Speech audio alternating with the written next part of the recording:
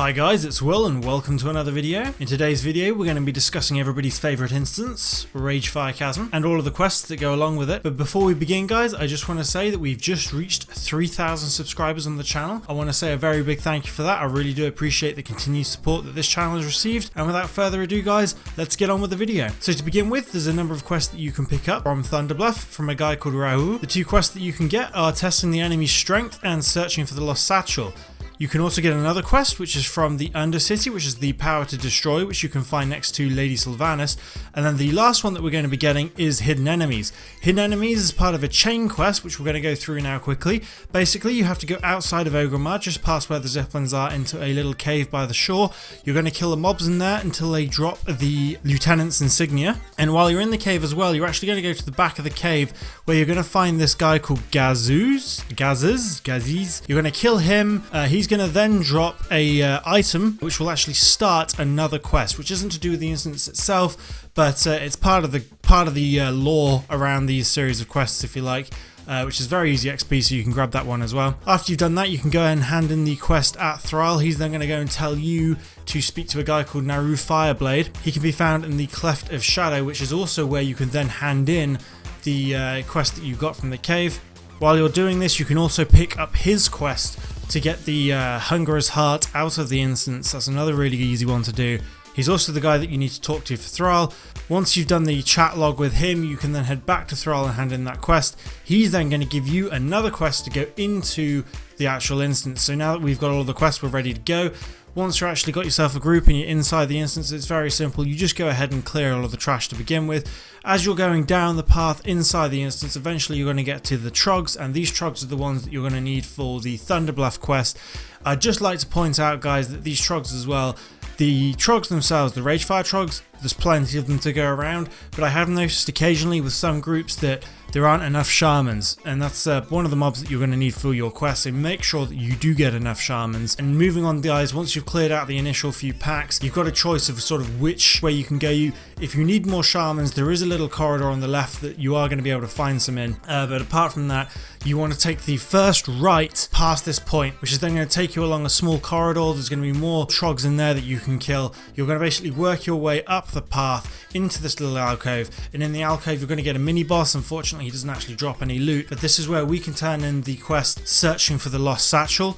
Once you've actually found the satchel, you can then get another quest from the same guy, which is basically just to hand that in at Thunderbluff. It's going to give you some extra experience, and then you can carry on with the instance. We've just got a few more trash packs to kill, a couple more rock mobs and worms, etc.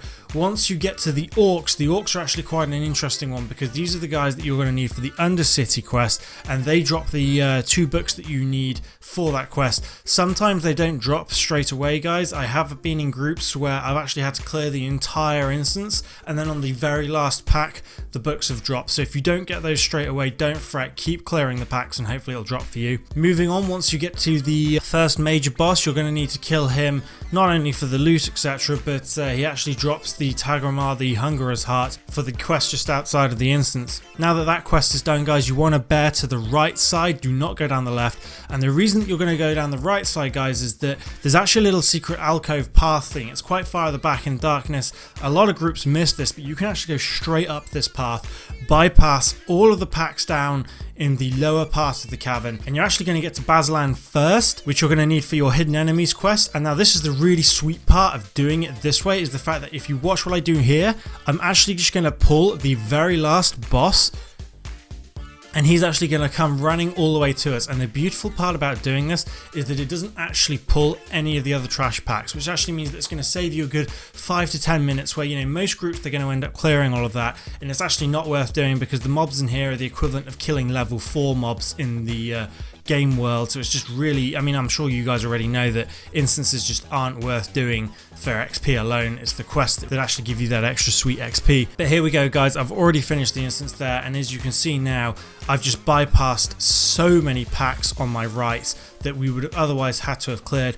But just coming out now, coming out of the instance, I've left the group so I can get teleported out quickly, handing in all of the quests now, really easy instance to do, and the XP is just absolutely fantastic. I ended up getting an entire level out of this. It was so good for my experience, but I ended up getting so much more. And once you've spoken to Thrall and handed in that quest, it's not actually done. You need to go back to Naru, you're going to hand that back into him, and he's going to give you another quest to then go and talk to Thrall again, where you get, like for me for example as a priest, I get a really sweet staff out of that, but it is going to be your first major green weapon. And then handing in the other quests in Thunderbluff, again, really good XP. I actually got a whole level out of doing the quests in this, so I do really highly recommend you do those. And handing in the Undercity again, as you can see here, I just got my first set of green pants.